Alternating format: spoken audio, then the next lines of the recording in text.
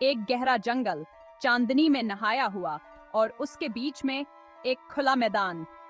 मैदान के ऐन वसत में एक पत्थर रखा था जिससे एक नरम सुनहरी रोशनी निकल रही थी। ये कोई आम पत्थर नहीं था, ये था सोने का पत्थर, जिसका जिक्र लोग आहिस्ता आहिस्ता क्या करते थे, लोहे को खालिस सोने में बदलने की ताकत। नस्लों से ये कहानी जंगल के किनारे आबाद एक छोटे से गांव में मुंतकिल होती रही थी। गांव वाले दादा ठाकर के गर्द जमा हो जाते। दादा ठाकर इस पत्थर के गमशदा होने की बात करते। गांव वाले दादा ठाकर की बातें सुनते, उनके दिल एहतराम और आरज़ू के मिले जले एहसास से लबरीज होते। उन लोगों में जो बड़े इन्हमाक से सुनते थे, उनमें एक नौजवान रवि भी था।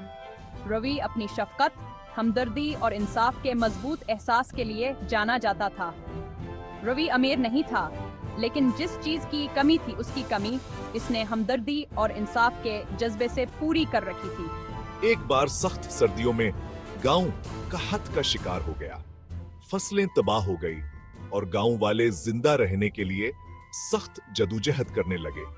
अपने लोगों की हालत जार पर गहरी तशवीश में मुब्तला रवि ने हमत का दामन थामा। उसे सोने के पत्थर की कहानी याद आई।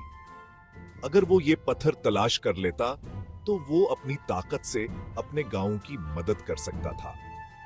अपने गांव की उम्मीदों का बोझ अपने कंधों पर लिए रवि ने सोने के पत्थर को तलाश करने के लिए निकलने का फैसला किया।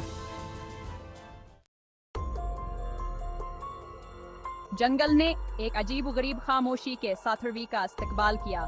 सूरज की रोशनी दरख्तों के घने पत्तों में से मुश्किल से गुजर पाती थी, जिससे लंबे खौफनाक साए बनते थे। वो आगे बढ़ता रहा, हवा केसर गोशियों और अपने पैरों के नीचे पत्तों की आहट के रहनुमाई में दिन रातों में बदल गए। जंगल ने हर कदम पर रवि के अज़्म को परखा। इसने खतरनाक खाइयों का सामना किया, घने जंगलों से गुजरा और तेज बहते हुए दरियाओं को अबूर किया। वो बहुत दूर आ चुका था। इसका मकसद इसके हर कदम को तकवीत दे रहा था। एक शाम जैसे ही सूरज गुरूब होने लगा, रवि एक खुले मैदान में पहुंचा। मैदान में एक जबरदस्त शेर नमोदार हुआ।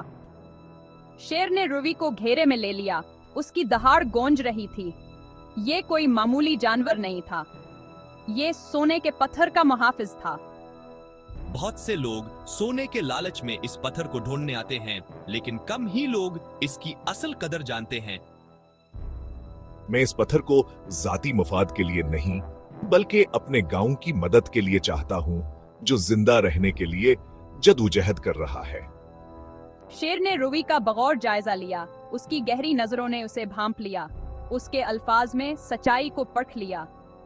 उसने बेशुमार ऐसे लोगों का सामना किया था जिनके दिल खुद गर्जी से दागदार थे, लेकिन रवि की सच्चाई वाज़ेह थी। हकीकी दौलत का रास्ता हमदर्दी और एसार से हमवार होता है। शेर ने आखिरकार धाड़ा। उसकी आवाज पूरे मैदान में गूंज उठी। रवि ने एहतराम के साथ सोने के पत्थर के करीब पहुंचा। इसने एहतियात से इसे उठाया। इसकी गर्मियास के हाथ में फैल गई।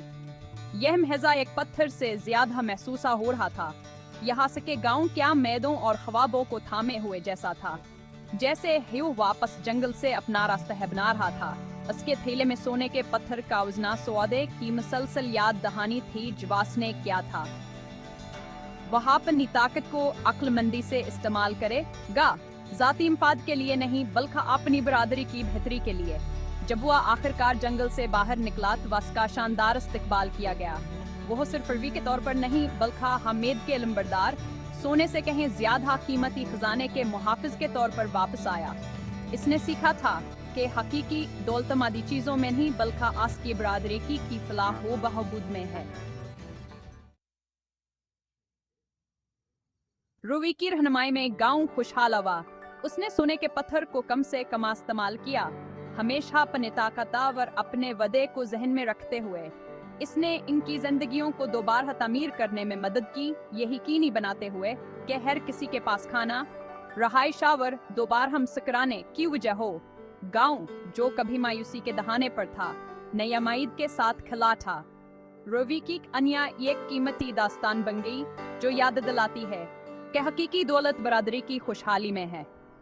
सोने का पत्थर इज्तिमाई खुशहाली की अलामत बन गया, जो सबको हमदर्दिया व रायसार की अहमियत की याद दिलाता है।